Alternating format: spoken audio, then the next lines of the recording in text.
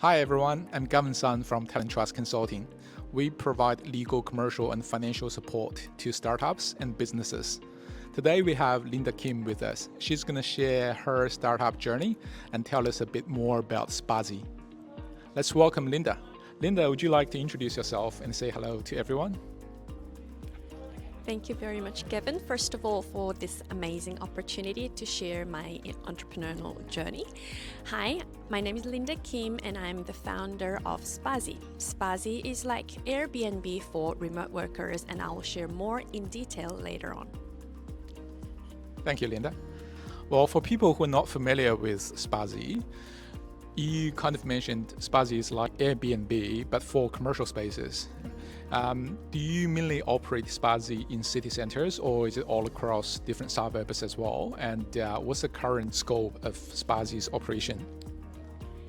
So we're at a very early stage at the moment, but we do have many vendors who are expressing interest and who have already come on board. So Spazii is not just looking at spaces available in busy city areas. We're more of a community-powered platform where we really want to connect dots throughout suburban and rural towns, wherever the local space is available that are underutilized and that we really want to amplify through the platform. Awesome. So can I ask in your words, what do you think makes Spazii unique? A very good question. So our unique value proposition, Spazii is all about community. Also, it's all about supporting local businesses and also utilizing existing resources out there. That's the most important unique selling proposition for us, and being there for the community rather than chased by our greed or what we want to do in terms of dominating the market. We're really here to facilitate, and we are here really to connect dots, supporting the local and supporting the community.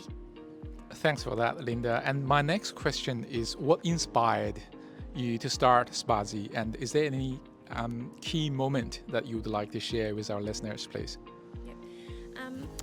Being a mom with 3 children and most of the time working from home, obviously there are many distractions, and you do want to still stay motivated, so you go out there to connect with people. But cafes, limitation is there, bit of pressure coming through if I stay there, laptop working for hours. And going to co-working spaces, many of them located in CBD areas, and they can be very expensive. So all these hurdles for any remote workers, working from homers, freelancers out there. And I really do still see many spaces being underutilized where I live, pretty much local spaces.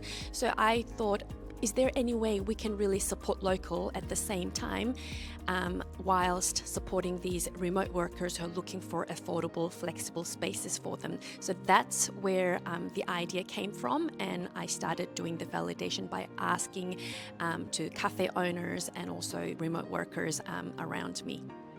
That's great. This is such a smart idea. I mean, when I first heard about it, when we first connected, Linda, straight away I thought that makes a lot of sense. Because when you think about the underutilization of many spaces, whether it's in local suburbs or in other commercial buildings, when they're not used for their main business purposes, they are there free. And this idea that utilizes these spaces and provide access to people who really need them is not only making sense from a financial perspective, but it's also, helping the community. So it's definitely creating a win-win situation. I know Spazii's pricing model, I have a basic understanding when I was looking at it, at your pricing options. It doesn't seem like you're charging a lot for members to use these spaces. So could you tell us a little bit about your business model and how do you make profit? That's the question that everyone asks me. How are you going to survive and how are you going to be sustainable? First of all, before I talk about the business model, I need to mention why I have started this whole journey. being a devout Christian, I had the mission to really be there to shine the light in the community rather than following what most of the digital platforms are doing, which is, charging a lot of commission.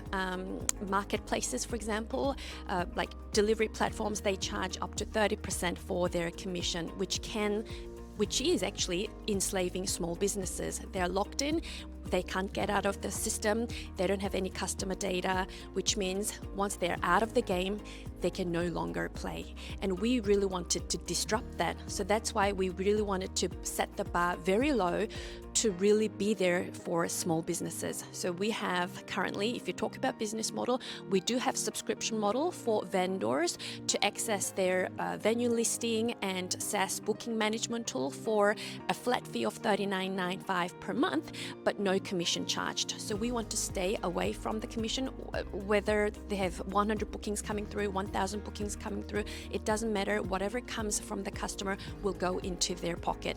And from the customer end, we do charge 2%, which is an impact fee. So whatever the customers pay will go toward supporting marginalized youth groups, because that's where my heart is. So basically my heart is all about supporting youth groups and also all about supporting small businesses, and that's been integrated into our business model. Yes, have I explained everything? Absolutely. Thank you, Linda. That's so impressive and so great to hear. And well, it definitely sounds like a fairly small fee that you're charging. But so I'm guessing, well, with all the give backs and the meaning behind those support to the local community, I guess from a financial perspective and from a profitability perspective, you really need to be in the game for the long run to make it feasible, right? So is that where you're going? And that's something.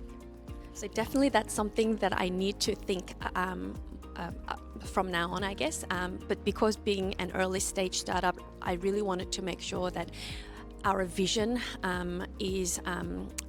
comes live first. So our vision is harnessing the power of people and positivity for the greater good.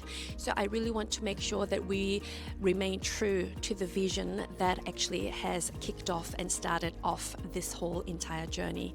So by remaining true to it and continuously communicating with our first believers that we are doing this for such and such to really support the community, I'm sure the rest will follow as time goes by. But we will still do our best to really, support the community, but at the same time trying to be sustainable as on our own. Yeah, absolutely. Thanks, Linda. So my next question is the scalability of this business model, because to me it sounds like you could apply that model in pretty much anywhere.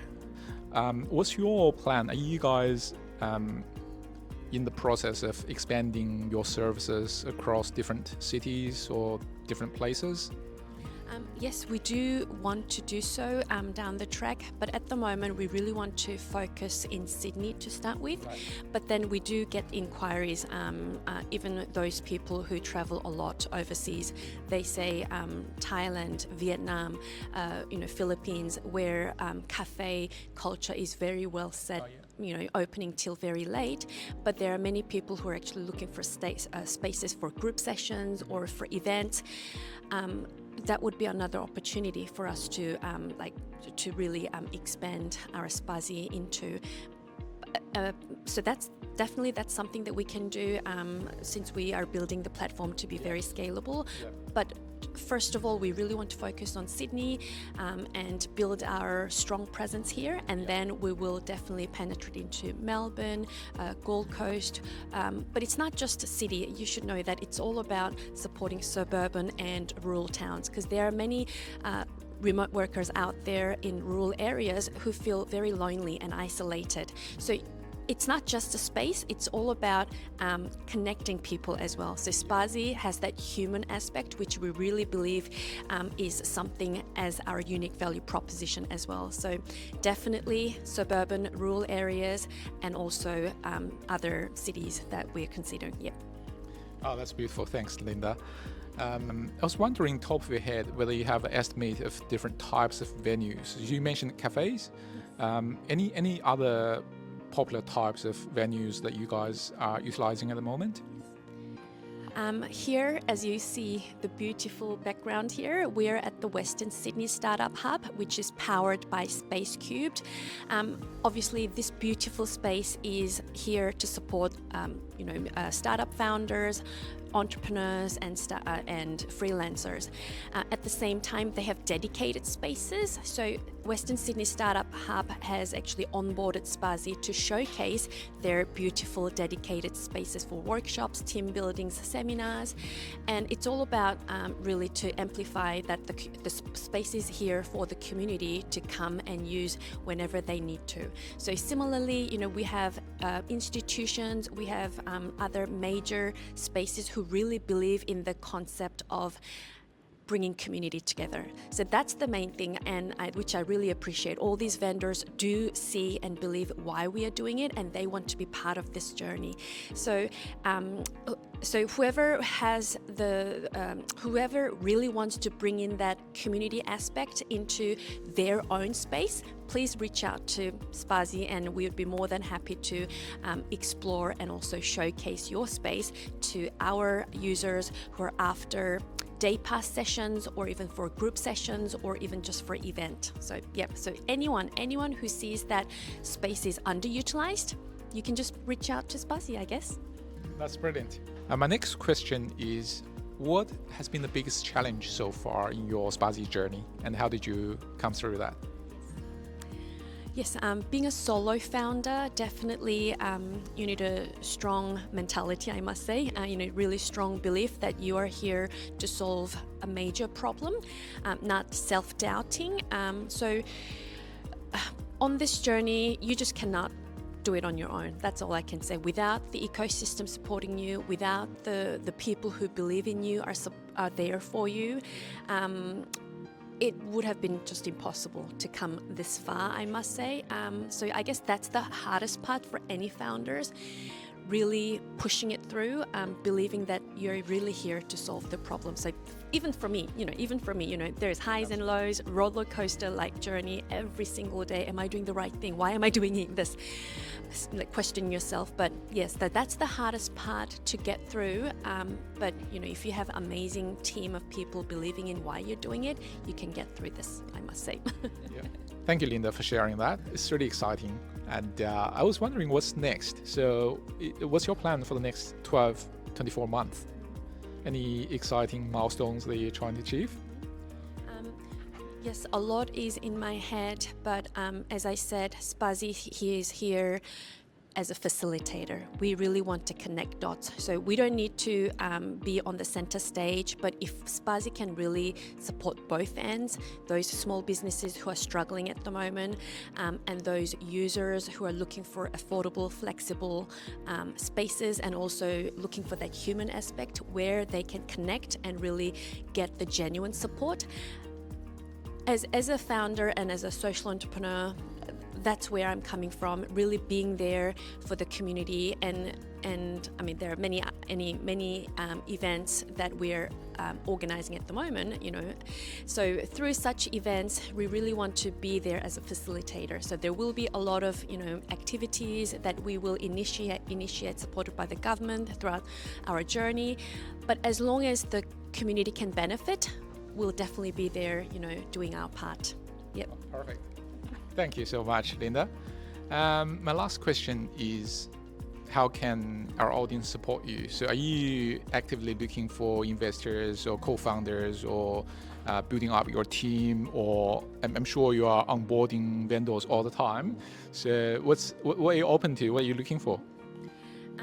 First of all, if you have any underutilized space, it can be office, it can be cafe, studio, community centers, restaurants. If you feel something can do, monetize through our platform, but at the same time, if you have that community mindset, if you want to invite the community along to benefit through your space, please reach out to Spazii or reach out to me in person via LinkedIn or any other social media.